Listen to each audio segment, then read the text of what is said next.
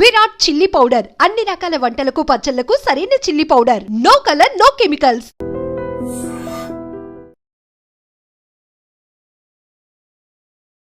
నమస్కారం, welcome to iDream. Dharma Margam with Vijitha కార్యక్రమానికి స్వాగతం.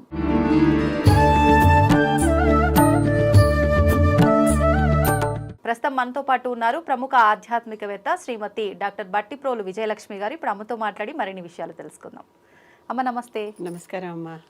అమ్మ, నిత్య దీపారాధన విషయంలో తీసుకోవాల్సిన జాగ్రత్తలు ఏంటి? అంటే ఖచ్చితంగా ఇంట్లో నిత్య దీపారాధన ఉండాలి అంటారు. మళ్ళీ ఈ మధ్యకాలంలో విమర్శలు కూడా ఎక్కువైపోయాయి ఈ దీపారాధన విషయంలో. ఒత్తుల దగ్గర నుంచి, ఆయిల్ యూజ్ చేసే విధానం నుంచి, మగవారి దీపారాధన చేయాలా, ఆడవారి దీపారాధన చేయాలా, నిత్య దీపారాధనకి పూలు అవసరమా, నైవేద్యం అవసరమా, ఇలా ఒక్కటేమిటి చాలా ఉన్నాయి. వాటి గురించి ఓకే, దీని గురించి మాట్లాడటానికి నిత్య దీపారాధన చెయ్యాలి అనేది పద్ధతి. దేవుణ్ణి ఒకసారి కూర్చోబెట్టాక చీకట్లో కూర్చోబెట్టలేం కదా. నిత్య దీపారాధన చేయలేని వాళ్ళు నిజంగానే ఏ దీపమైనా దీపమే కనుక ఆ కరెంటు దీపం వేసి వెళ్ళినా కూడా దోషం అయితే లేదు. Okay okay. తైల దీపమే పెట్టాలనేటటువంటి, తైలం అంటే తిలల నుంచి వచ్చిందే తైలము అనే మాట. అంటే నువ్వుల నూనె మాత్రమే తైలము. కనుక దేవుడికి పెడితే ఆవు నెయ్యి పెట్టచ్చు, లేదా నువ్వుల నూనె పెట్టచ్చు. ఈ రెండిటితో ఆయిల్ అడిగారు కనుక. ఇతర నూనెలు కూడా కొన్ని చేయటం అనేది పద్ధతిలో ఉంది, కానీ అది మామూలు నిత్య దీపారాధనకి, సాత్విక పూజలకి అవి వర్తించవు పెద్దగా. అవి వేరే. ఓకే. కొన్ని వేరే ప్రత్యేకమైన పూజలు చేస్తాం కదా, వాటికి సంబంధించి ఆ నూనెలు మారతాయి. కనుక తైలం కానీ ఆవు నెయ్యి కానీ మామూలుగా ఇంట్లో సాత్విక దీపారాధన చేసుకునేటప్పుడు ఇవి చెయ్యొచ్చు, ఇవి వాడచ్చు, ఇవి రెండు. ఇంకా దీపాలు పొద్దున పెట్టాలి, సాయంత్రం పెట్టాలి, ఇన్నెన్ని అంటే ఓపిక ఉంటే ప్రతి సంధ్యలోనూ పెట్టాలి. అంటే పొద్దున, మార్నింగ్, ఈవినింగ్ అని అర్థం అక్కడ. ఇప్పుడు ఒకసారి పొద్దున నిత్య దీపారాధనలో భాగంగా దీపం వెలిగించామనుకోండి, సాయంత్రం ఒకవేళ దీపం కొండెక్కితే ఆబ్వియస్లీ అయిపోతుంది కదా. మరి అదే ఒత్తి పైన మళ్ళీ ఈవినింగ్ పూజ చెయ్యొచ్చా? సాధారణంగా వాడేసిన కుందినైతే వాడచ్చు, కానీ వాడేసిన ఒత్తిని మళ్ళీ వాడొద్దు. అదేమన్నా దోషమా? వాడితే ఆ పూజ లెక్కలో అయిపోయింది కదా, హుతం అయిపోయిందిగా. అవును. ఎప్పుడు కూడా హుతం కాకుండా మిగిలిపోయి, ఇది కూడా ఒక రకమైన లాంటిది, హోమం లాంటిది. ఆహుతి వేసాం కదా దాంట్లో నూనె. హుతమైపోయిన వాటిని మళ్ళీ సగంగా హుతమైపోయినవి కూడా మళ్ళీ తిరిగి వాడకూడదు. ఇప్పుడు కొన్నిసార్లు మనం వెలిగించేటప్పుడే వెంటనే కొండెక్కుతుంది, అలాంటి మళ్ళీ వెలిగించుకోవచ్చు, దానికి దోషం ఉండదు. అలా కాదు, చాలాసేపు వెలిగి అంతా అయిపోయాక ఇంకా ఒత్తి మిగిలి ఉంటే ఆ ఒత్తిని మళ్ళీ వాడుకోవచ్చా అంటే వద్దు. సాయంకాలంకి కూడా వాడకూడదు, అక్కర్లేదు, వద్దు. ఆ మాత్రం చేసు. అసలు ఎప్పుడు ఇవన్నీ ఎందుకు వస్తున్నాయి? ఇన్ని ఒత్తులు పెడుతుంటే మళ్ళీ ఇన్ని పెట్టాలి, మళ్ళీ దానికోసం బయటకు వెళ్ళాలి, తేవాలి, లేకపోతే చెయ్యాలి, ఇలాంటివి. ఒక్కటే ఒత్తి పెట్టుకున్నా కూడా చాలు. ఒక్క ఒత్తి. నేనైతే ఇంట్లో చేసే పద్ధతి చెప్తున్నా. అంటారు కదా, బొడ్డు ఒత్తి పెడితే కింద పీఠం ఒక ఒత్తి, పైన ఉన్నది ఒక ఒత్తి కింద లెక్క. ఎన్నో దీపాలు ఈ మధ్య మనకి మధ్యలోనే ఒత్తి పెట్టేటటువంటి పద్ధతిలో దీపాలు కూడా వస్తున్నాయి కదా, చాలా. ఈ విధంగా ఉండేటటువంటి వాటిలో ఒకటే ఒత్తి వేయటం వల్ల రెండు చోట్ల మధ్యలో అసలు ఒక నమ్మకం కూడా ఉంది. పువ్వు ఒత్తేసి పెడితే పువ్వులాగా పోతారు పోయేటప్పుడు అని, హాయిగా అని. అలాంటి ఒక నమ్మకం కూడా ఉంటుంది, ఒక మాట ఉంది. ఇక్కడ ఈ పువ్వొత్తి వేస్తాం చూడండి, దీనివల్ల మొత్తం అంతా వెలుగొస్తుంది. దీపావళి నాడు చాలా గాలి వస్తూ ఉంటుంది, మనం దీపాలు అంటిస్తూ ఉంటాం, ఆరిపోతుంటే మళ్ళీ అంటిస్తూ ఉంటాం, మళ్ళీ ఆరిపోతూ ఉంటాం. వీటన్నిటికి ఒక వెరుగుడు ఏంటంటే, పువ్వొత్తేసి దీపం పెడితే ఇటు వచ్చిన గాలిని ఇటు అడ్డుకుంటుంది, ఇటు వచ్చిన గాలిని ఇటు అడ్డుకుంటుంది. బ్యాలెన్స్ అవుతుంది, బ్యాలెన్స్ అవుతుంది, గాలిని బ్యాలెన్స్ చేస్తుంది. 90% దీపాలు ఆరిపోవు. ఇప్పుడు అవేమో మనం ప్రమిదల్లో వెలిగిస్తాం కదా, మరి పువ్వొత్తి వేస్తే మిడిల్లో వెలిగించాలా, అది మళ్ళీ క్రాస్ గా పెట్టే? మధ్యలోనే వెలిగించాలి, ప్రమిద మధ్యలోనే. ప్రమిద మధ్యలో పెట్టే వెలిగించాలి. ఆ ప్రమిద మధ్యలో పెట్టి వెలిగించేటటువంటి దీపం సాధారణంగా 90% ఆరదు, ఆ తర్వాత నిలిచి వెలుగుతుంది. దానికి దిగ్దోషం ఉండదు, దిక్కుల దోషం అనమాట. అంటే ఇటువైపు ఈ దిక్కుకు వెలిగించి ఆ దిక్కుకు వెలిగించలేదు, ఆ దిక్కుకు వెలిగించి ఈ దిక్కుకు వెలిగించి, ఎన్నో దిక్కులు ఉన్నాయి కదా మనకి. కనుక ఇన్ని దిక్కుల్లో ఇన్ని దీపాలు పెట్టుకుంటూ వెళ్తే ఎన్ని అవుతాయి, ఇన్ని ఒత్తులు వేసుకుంటూ వెళ్తే ఆ లోపల వేసిన నూనె కాసేపటికి అయిపోతుంది, మన పూజ అయ్యేదాకా కూడా ఉండదు. మరి ఇన్ని ఒత్తులు వెలిగించాలి కదా అది. కనుక అలా కాకుండా ఒకటే ఒత్తి వేసుకుంటే చక్కగా నిలిచి కాలుతుంది. అంతేకాకుండా దానికి దిగ్దోషం ఉండదు, అన్ని వైపులా వెళ్తూరు వెళ్ళిందిగా. ఏ మూలకి మనం కాంతి విహీనం చేయలేదుగా. ఇప్పుడు సాధారణంగా దీపం పెట్టి చూస్తే దాని వెనకాల వైపు చీకటి ఉంటుంది, గమనించారా? ఇక్కడ చీకటి ఎక్కడ ఉంటుంది? కింద ఉంటుంది.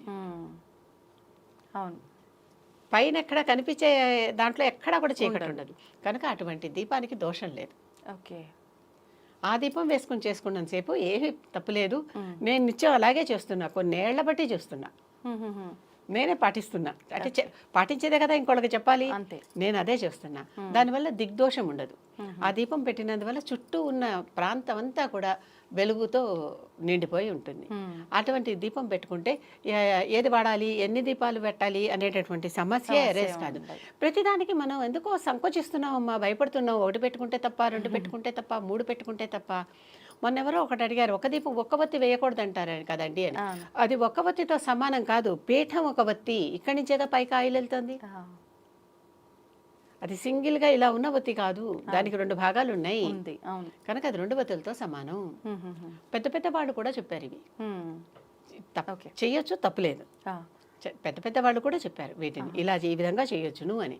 ఇప్పుడు ఈ పువ్వులు నైవేద్యాల విషయానికి వస్తేమా, పువ్వులు నైవేద్యాలు వాసన ఉన్న పువ్వే పెట్టాలి, అదొక కండిషన్ ఎప్పుడు కూడా. వాసన లేని పువ్వులు దేవతకి పువ్వులు పెట్టకూడదు. అలాంటప్పుడు ఇప్పుడు చాలా ఈ మధ్య వెండి పూలు, బంగారం పూలు కూడా వచ్చేస్తున్నాయి, వాటికి వాసన ఎక్కడి నుంచి వస్తుంది? అంతే కదా. అలాంటి వాటిని గంధంలో ముంచి దేవుడి దగ్గర పెట్టండి, లేకపోతే పన్నీరులో ముంచి దేవుడి దగ్గర పెట్టండి. కాస్త నీళ్ళలో కొంచెం జవాదు వేసుకుంటే ఎంత సుగంధభరితం అయిపోతుందిగా. ఈ పువ్వును కొంచెం దాంట్లో ముంచి దేవుడి దగ్గర పెట్టండి. వాసన లేని పువ్వు పూజకు పనికిరాదు. ఎంత పెద్ద పువ్వు అయినా సరే, ఎంత చిన్న పువ్వు అయినా సరే. కనుక అది పెట్టచ్చు, ఏ పువ్వైనా పెట్టచ్చు వాసన ఉంటాయి. అందుకనే మల్లెలు, గులాబీలు వాటికి మంచి వాసన ఉంటాయి కదా, అలాంటి పువ్వులు ఎక్కువ ప్రిఫర్ చేస్తుంటారు. సన్నజాజులు, లిల్లీలు, ఎందుకంటే చక్కటి వాసన ఉంటాయి. అలాగని చాలా ఘాటైన వాసనలు ఉన్నవి కూడా బంతిపూలు లాంటివి పెట్టరు పూజకి. అవును, బంతిపూలు గుమ్మాలకు కడతారు కానీ బంతిపూలు పూజకి డెకరేషన్ కి గుమ్మాలకి వాటికి వాడతారు. ఎందుకంటే బంతి పువ్వు ఘాటుగా ఉంటుంది వాసన. అవును, వీటి వాసన వేరు, వాటి వాసన వేరు. కనుక ఇలాంటి పువ్వులు ఏది వాడాలి అంటే ఇది నియమం. ఒత్తులు ఎన్ని వేయాలి అంటే అది నియమం. ఏ నూనె వాడాలి అంటే నువ్వుల నూనె మాత్రమే వాడాలి, లేదా ఆవు నెయ్యి వాడాలి. ఇప్పుడు మనకు మార్కెట్లో దీపారాధన ఆయిల్స్ దొరుకుతున్నాయి కదా, అది వాడకూడదు అంటారు. వాళ్ళు ఈ దీపారాధన ఆయిల్స్ వాళ్ళది నేను చూశాను, దాని మీద వాళ్ళు దాంట్లో రకరకాల ద్రవ్యాలు కలిపి ఇవన్నీ కూడా కలుపుతున్నాం, ఇది ఈ దేవతకి, ఇది ఈ దేవతకి, ఇది లేకపోతే ఇది ఈ కారణానికి, ఇది ఈ కారణానికి అని అమ్ముతున్నారు. అది వాళ్ళ వ్యాపారం అంతే. కాకపోతే మనకు అవసరాలన్నీ ఉన్నాయా అనేది కూడా చూసుకోవాలి. ఓకే, ఇప్పుడు ఒక కారణానికి మనం ఇది పెడుతున్నామంటే అవసరం అనుకుంటే అది పెట్టండి, తప్పలేదు. చెప్పాను కదా, రకరకాల ఇంకా బోల్డ్ నూనెలు పెడతారు. కొంతమంది ఆముదంతో పెడతారు, కొంతమంది విప్ప నూనెతో పెడతారు. ఇలా ఇవన్నీ ఆముదంతో కూడా దీపారాధన పెడతారు. చాలా పల్లెల్లో నేను చూసా, ఆముదంతో పెడతారు.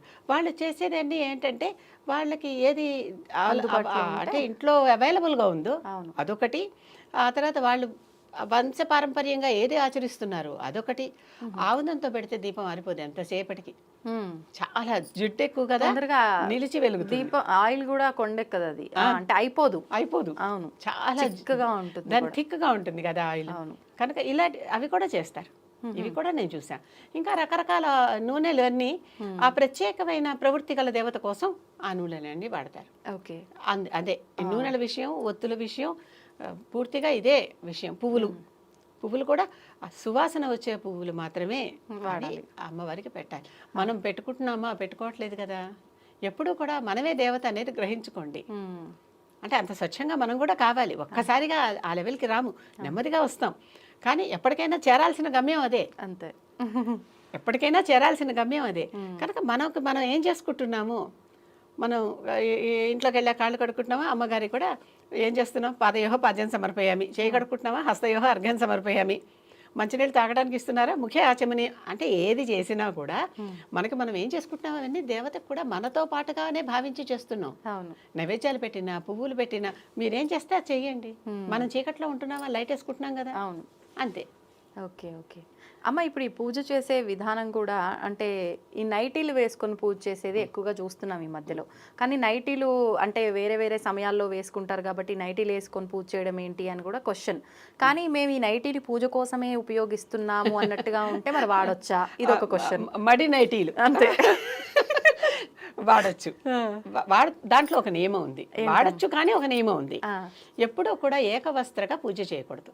ఏకవస్త్ర అంటే అది అశౌచంలో ఉన్నట్టు లెక్క. ఓకే. ద్రౌపది కూడా ఈడ్చుకుపోతాను సభకి, నిన్ను నీ భర్తలు ఓడిపోయారు అని అంటే నేను ఏకవస్త్రని రానంటుంది. రజస్వల సమయంలో ఏకవస్త్రగా ఉంటారు కనుక మనం ఏకవస్త్రగా అంటే ఇన్నర్ గార్మెంట్స్ లెక్కగా ఉండరు. ఓకే. ఒక వస్త్రంగా తప్పనిసరిగా పైన ఒక ఉత్తరీయం వేసుకుంటే దోషం లేదు. ఆహా. ఆ తర్వాత కింద పైన తేడా చూపిస్తూ అది కనుక నడుం కట్టుకుంటే ఇంకా దోషం లేదు. ఓకే. ఓకే. అర్థమైందా? అర్థమైంది. ఒకప్పుడు పైనుంచి కింద దాకా ఒకటే చీరలే ధరించాం కదా, ఆ, ఇప్పుడు కదా ఈ కుట్లు బట్టలు వచ్చాయి రకరకాలుగా. అవునవును. అవునా? కనుక దానికి వేసుకోవచ్చా అంటే వేసుకోవచ్చు, కానీ ఈ నియమం పాటించాలి. ఇప్పటికి కూడా కొంతమందికి పైన ఉత్తరీయం వేయటం పురుషులకి లేకుండా వాళ్ళు అలా ఉంటే ఉండనివ్వట్లేదు. అవును. అవునా? తప్పు ఉండాలి, వేసుకోవాలి అని. ఆ ఉత్తరీయం వేసుకోవడంలో కూడా ఇటువైపు వేసుకుంటే భార్య ఉన్నట్టు, ఇటువైపు వేసుకుంటే భార్య లేనట్లు, ఇలాంటి శాస్త్రాలు కూడా ఉన్నాయి. అది అర్థం చేసుకోవాలన్నమాట అవతల వాళ్ళు. అలాగే స్త్రీ కూడా ఉత్తరీయం పైనుంచి ఇలా ధరించి పూజ చేసుకోవచ్చు. కింద నైటీ వేసుకుని పైనుంచి ఉత్తరీయం వేసుకుని చక్కగా చేయొచ్చు. లేదా ఉత్తరీయాన్ని నడుంకి బిగించి కట్టి పూజ చేసుకోవచ్చు, దోషం లేదు. అంటే ఇప్పుడు నేను అడిగిన దాంట్లో 2 రకాల నైటీల గురించి అడగాల్సి వచ్చింది. అంటే మనం రెగ్యులర్ గా వాడే నైటీ శుభ్రం చేసిన తర్వాత వాడేది ఒకటి, పూజ కోసమే ప్రత్యేకంగా కేటాయించింది ఒకటి. ఎటువంటిదైనా మనం వాడొచ్చా? ఏదైనా వాడచ్చు. చక్కగా ఉతికి శుభ్రంగా ఉన్నటువంటి ఏ బట్టనైనా కట్టుకోవచ్చు. ఓకే. ఉతికి శుభ్రంగా ఉన్నది ఏ బట్టనైనా కట్టుకుని, అంటే దానికి అశౌచం అంటకుండా చూసినటువంటి బట్ట, అర్థమవుతుంది కదా, అలాంటి బట్టని ఏదైనా ధరించవచ్చు పూజకి చేసేటప్పుడు. కానీ తప్పనిసరిగా ఈ నైటీలకి ఇలా కట్టుకోవటం కానీ, మీద బల్లవాటు వేసుకోవటం కానీ. ఇప్పుడు ఈ చీర జాకెట్తో చేస్తే 2 వస్త్రాలు మనకి పైనే కనిపిస్తున్నాయి, కనుక దోషం లేదు. ఇప్పుడు మీరున్న ఆహార్యంలో కూడా పైన మీకు చున్నీ ఉంది, దానికి ఏ దోషము లేదు, చక్కగా చేసుకోవచ్చు. ఓకే. ఈ చిన్న చిన్న విషయాలు మాత్రం దృష్టిలో పెట్టుకుంటే సరిపోద్ది. నైటీ అయినా పర్వాలేదు, ఏకవస్త్రగా ఉండకూడదు. మరి ఇప్పుడు ఈ పూజ చేసే విధానం అంతా మాట్లాడుకున్నాం, ఏమేం వాడాలి, ఏమేం వాడకూడదు, ఎలా చేయాలి. మగవారే చేయాలి, ఇంటి యజమాని కాబట్టి ఆ ఫలితం అందరికీ వస్తుంది. స్త్రీలు చేస్తే అది వాళ్ళకు మాత్రమే వస్తుంది అని ఈ మధ్యకాలంలో వింటున్నాం. ఇది ఎంతవరకు? ఈ మధ్యకాలంలో కాదు, అది నిజమే. ముందు నుంచి ఉన్నది, ఎప్పటి నుంచో, త్రేతాయుగం నుంచి. వాల్మీకి కథ కూడా అదే. ఓకే. అతను చేసే దోషాన్ని ఇంట్లో వాళ్ళు ఎవరు తీసుకోరుట, అతను తెచ్చే ద్రవ్యం మాత్రం ఇంట్లో అందరూ వాడుకుంటారట. అది తెలిసాకే వాల్మీకి ఈ ఇల్లు సంసారం వదిలేసి తపస్సుకు వచ్చేసాడు అనమాట. ఆ కథలో అప్పటి నుంచి కూడా చెప్తా ఉన్న కథ ఇది. ఇంటి యజమాని చేస్తే ఇంటిలిపాదికి అది చెందుతుంది. అందుకనే గుడిలోకి వెళ్ళినప్పుడు కూడా గోత్రనామాలు అవి చెప్పుకునేటప్పుడు వాళ్ళ గోత్రము ఆ నామం చెప్పాక ధర్మపత్ని సమేతస్య, భార్య పేరు చెప్పాల్సిన అవసరం లేదు,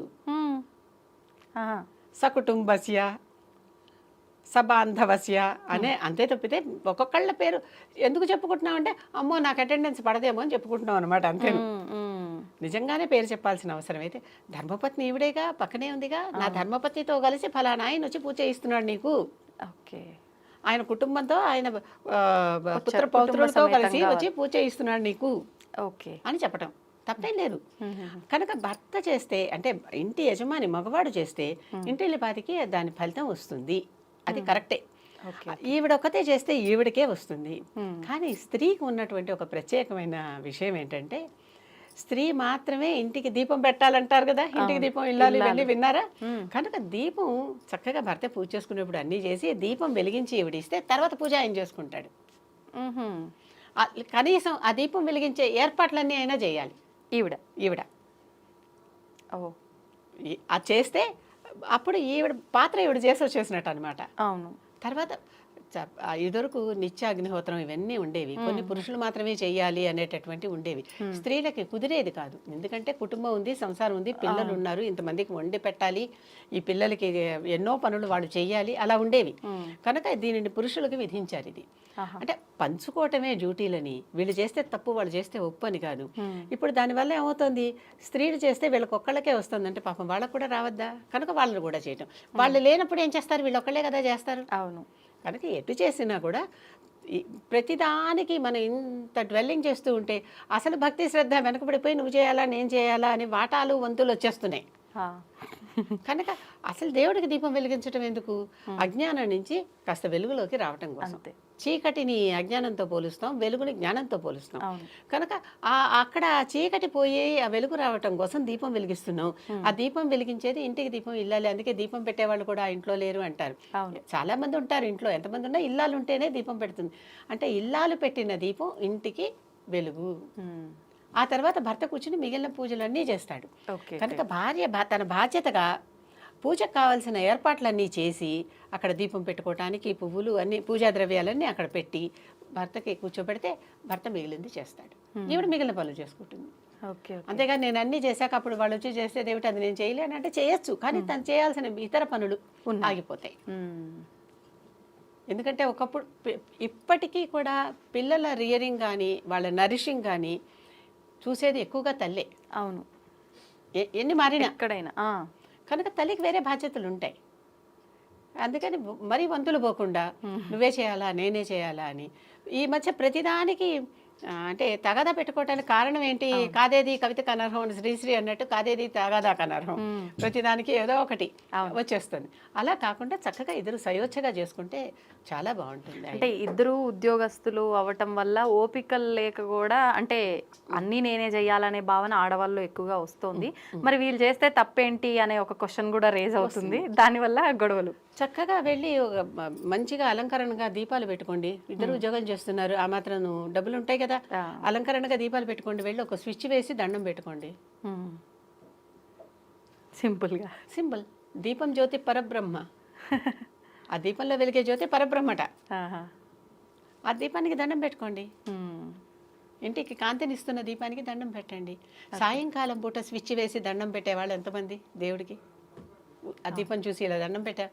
మరి అక్కడ దీపం వెలిగినప్పుడు ఇక్కడ నూనె దీపమే ఉండాలి, కరెంటు దీపం ఉండొద్దు అనే మాట ఇక్కడ ఎలా వచ్చింది, అక్కడ ఎలా వచ్చింది? ఎందుకు ఒకప్పట్లో కరెంటు లేని టైంలో ఇలా దీపాలకు దండం పెట్టారు. అది రాను రాను రాను ఈ ఎలక్ట్రిక్ దీపాలకు కూడా లైట్ ఆన్ చేయగానే మీరు అన్నట్టు నమస్కారం చేసుకుంటాం కదా. మరి ఇంకే ప్రతిదానికి పూర్తిగా ఒక నియమబద్ధంగా అట్లాగే వెళ్ళాలని అంటే అన్ని చోట్ల జరగదు. అది గమనించుకోవాలి. అంతే, అది గమనించుకోవాలి. ఈ మధ్య చక్కగా సువాసన వచ్చేటటువంటి రకరకాల ఇవి కూడా వచ్చేసాయి. అవునవును. నేనేం చేస్తున్నాను, మా ఇంట్లో చక్కగా ఇంత ముద్ద కర్పూరం తీసుకుని మూటలు కట్టి అన్ని గదుల్లో పెట్టేస్తే చక్కగా ఇల్లంతా సువాసన భరితంగా ఉంటుంది ఎప్పుడు. ఓకే, ఒక టిప్ చెప్పేశారు. అంతేకాదు, కరోనా అప్పుడు అలా చేస్తే మాకు కరోనాలు కూడా ఎవరికి మా ఇద్దరికి రాలే. అవునా? ఇంకెవరు వచ్చే పోయే వాళ్ళు లేరు కదా. అవునవును, ఉన్నది మీ ఇద్దరు. అప్పట్లో చాలా మంది ఆ కర్పూరము ఏదేదో వేసి ఒక లిక్విడ్ కూడా తయారు చేసుకున్నారు. అంటే మెయిన్ అయితే ఇంగ్రీడియంట్ అందులో కర్పూరమే. పచ్చ కర్పూరము, వేపాకు, పుదీనా పువ్వు, సంథింగ్ ఏవేవో ఒక 4-5 ఇంగ్రీడియంట్స్. ఎవరు కనిపెట్టిన మందు వారిది. అంతే. అది పనిచేసిందా మంచిది, వెరీ గుడ్. అవును, అంతే కదా. అవును. నేను ఈ రోజుకి ఎక్కడికి వెళ్ళినా కర్పూరం పెడితే అది ఆ కర్పూరం వాసన వస్తూ ఉంటుంది. ఎక్కడికక్కడ చెడ్డ వాసనలు ఏమన్నా ఉంటే పోతుంది, ఆటోమేటిక్ గా ఫ్రెష్ అయిపోతుంది ఆ ప్లేస్ అంతా కూడా. అవును. మా కార్ తలుపు తెరవండి, మీకు కర్పూరం వాసన వస్తుంది. నేను వేరే కార్ ఫ్రెషనర్స్, రూమ్ ఫ్రెషనర్స్ పెట్టను. ఓకే ఓకే, చాలు. మనకి మంచి ఏమన్నారు, ధూపం దీపం నైవేద్యం. ధూపం వేయటం వల్ల పొగే కదా వస్తుంది, అవును, వాసనే కదా. ఆ వాసన దీపం వెలుగు కోసం, నైవేద్యం వాళ్ళకి చూపించి మనం తినడం కోసమే. కనీసం 3 ఉపచారాలు అనమాట. ఆ మాత్రం చేసుకోవచ్చని నేను అనుకుంటా. చేసుకోవచ్చు, కాకపోతే మనం కల్పించుకోవాలి. మనసు లేకపోతే ఏవి చేయలేం. అంతే. మనసు ఉంటే ఎన్నైనా మార్గం ఉంటుంది. మనసు దానికోసం మనం ఈ సమయం కేటాయించాలి అనేటటువంటి ఒక ఆలోచన. అది. ఓకే అమ్మ, ఇప్పుడు సమయం కూడా చూసుకోవాలి. ఈ దీపారాధన చేయాలి అంటే పలానా ఈ సమయంలోనే చెయ్యాలి అని చెప్పి అలా ఏమీ లేదు. అలా ఏమీ లేదు. నిత్యం అంటే ఎప్పుడు చెప్పాను కదా, సమయం ఈ సమయమే, ఆ సమయమే ఇలా పెట్టుకుంటే అసలు ఏ పని కాదు. నిజంగా బయటికి వెళ్ళాలంటే వాళ్ళు ఎవరో తుమ్మారు, వీళ్ళెవరో ఎదురొచ్చారు, లేకపోతే నాకే ఏదో అయింది, ఇలా అసలు ఏది కాదు. దేనికైనా అతి సర్వత్ర వర్జయేత్ అనే సూత్రం గుర్తుపెట్టుకోండి. అతి చేస్తే ఎక్కడా కూడా ఇది పనికిరాదు అనేటటువంటిది ఒక శాస్త్రం ఉంది. ఓకే, ఇది గుర్తుపెట్టుకోవాలి. అతిగా ఏది పోవద్దు, అన్ని పొదుపుగా. ఎక్కడ కూడా ఒక లిమిట్ ఉండాలి. ఆ లిమిట్ని బట్టే మనం ఏదైనా, ఆ లిమిట్ ఎవరికి వాళ్ళకే తెలుస్తుంది. అవును, నా లిమిట్ ఏంటో నాకు తెలిసినట్టు మీ లిమిట్ ఏమిటో మీరికి తెలుస్తుంది. ఒకళ్ళ లిమిట్ ఒకటి కాకపోవచ్చు. వాళ్ళ శక్తి వేరే కావచ్చు, వీళ్ళ శక్తి వేరే కావచ్చు, వాళ్ళ అవసరాలు వాళ్ళ సమయాలు వేరే కావచ్చు. అవును. కనుక దానికి దోషం లేదు. ఉమ్. కాకపోతే ఒకటి ఏం చెప్తారంటే, పొద్దున పూట ఉమ్. చేస్తున్నవన్నీ దేవతా పూజలు, మధ్యాహ్నానికి వస్తున్న కొద్ది పితృదేవతా పూజలు, మళ్ళీ సాయంకాలం పూట సాయంకాలం పూట అంటే ప్రదోష సమయంలో మళ్ళీ దేవతా పూజలు, ఇంకా అర్ధరాత్రి చేస్తే క్షుద్ర పూజలు, రాత్రి పూజలు అంటే రాక్షస పూజలు. Okay okay. కొన్ని దేవతలకి రాత్రిపూటే చేయాలి, అవును. తప్పనిసరి. ఉమ్.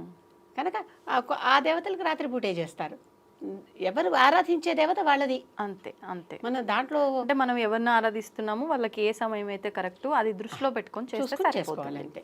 మామూలుగా నిత్య పూజ అంటే మార్నింగ్ ఏ టైంలో అయినా ఆఫీస్కి వెళ్ళే లోపల చేసేసుకుని వెళ్ళిపోవచ్చు. అంతే. మనం తినేదే పెట్టమంటున్నాం, మనం ఏదో ఒకటి తినే వెళ్తున్నాం కదా.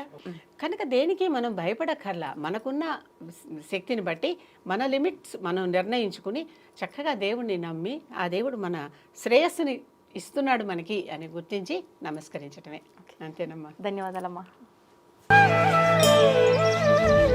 దీన్ని తవ్వండి, తవ్వుతూనే శివలింగం. పరమాత్మకు జీవా సరే దాన్ని అట్లా కప్పేసేయండి, చూపించదండి. Krishna is there. మూర్తి పూజ కాదు, సాక్షాత్ బ్రజేంద్ర నందన భగవాన్ ఉన్నారు మూర్తిలో. ఏమీ ఆశించకుండా ఆరాధించే వాళ్ళు కూడా ఉన్నారా ప్రభుజీ? నిజమైన భక్తి అంటే మనకు తెలియదు కాబట్టి